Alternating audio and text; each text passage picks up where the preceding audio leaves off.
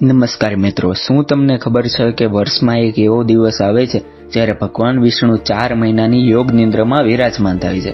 આ દિવસને દેવસ્યની એકાદશી કહેવામાં આવે છે. શાસ્ત્રોમાં માન્યતા છે કે આ દિવસે કરવામાં આવેલી ભક્તિ, દાન અને સારા કાર્યનું વિશેષ મહત્વ હોય છે. આજે હું તમને એવા 5 મહત્વના કાર્યો વિશે જણાવીશ જે દેવસ્ય એકાદશીના દિવસે શ્રદ્ધાપૂર્વક કરવામાં આવે છે. અંત સુધી જરૂર જોતા રહેજો, કારણ કે છેલ્લો મુદ્દો ઘણો અગત્યનો છે. ભાગ 1. સવારે વહેલા ઉઠીને સ્નાન કરો અને ભગવાન વિષ્ણુની પૂજા કરો. સૂર્યોદય પહેલા અથવા શક્ય હોય તેટલા વહેલા ઉઠો. સ્નાન કરીને સ્વચ્છ પીળા અથવા હળવા રંગના વસ્ત્રો પહેરો. ભગવાન વિષ્ણુ, માતા લક્ષ્મીની પૂજા કરો.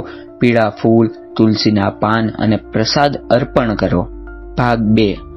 દિવસભરમાં ભગવાનના નામનું સ્મરણ કરો. ખાસ કરીને ઓમ નમો ભગવતે વાસુદેવાય મંત્રનો 108 વખત જાપ કરવો શુભ માનવામાં આવે છે. જો 108 વખત ન થઈ શકે તો શ્રદ્ધાપૂર્વક આપણે થોડો પણ જાપ કરી શકાય છે. ભાગ 3. તુલસીજીની સેવા અને દીપ પ્રગટાવો. તુલસીજીને જળ અર્પણ કરો અને સાંજે ઘીનો દીવો પ્રગટાવો. તુલસી ભગવાન વિષ્ણુને અતિ પ્રિય માનવામાં આવે છે. આ ભક્તિનું મહત્વપૂર્ણ પ્રતીક ગણાય છે. ભાગ 4. દાન અને સેવા કરો. દેવસ્ય એકાદશીના દિવસે જરૂરિયાતમંદ લોકોને અન્ન, કપડાં અથવા પોતાની ક્ષમતા મુજબ દાન કરો. માત્ર પૈસાનું દાન નહીં, પરંતુ કોઈને મદદ કરવી, ભૂખ્યાને ભોજન કરાવવું અથવા સારા કાર્યમાં સહયોગ આપવો એ પણ એક પુણ્યકારક કર્મ માનવામાં આવે છે. ભાગ 5.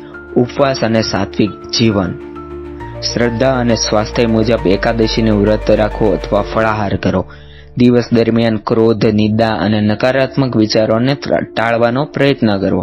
ભજન, પ્રાર્થના અથવા ધાર્મિક ગ્રંથોને વાંચવામાં સમય પસાર કરો. મિત્રો, દેવસ્યની એકાદશી માત્ર વ્રતનો દિવસ નથી, પરંતુ આત્મિક ચિંતન, ભક્તિ અને સારા કાર્યોનો એક સંદેશ આપતો પવિત્ર દિવસ છે. આ 5 બાબતોને શ્રદ્ધા અને ભાવના સાથે કરવાથી આધ્યાત્મિક શાંતિનો અનુભવ થાય છે.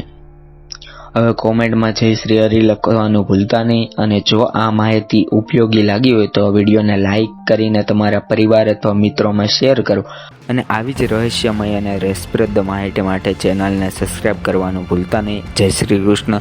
તથ્ય ચેનલથી આપને જય સ્વામિનારાયણ.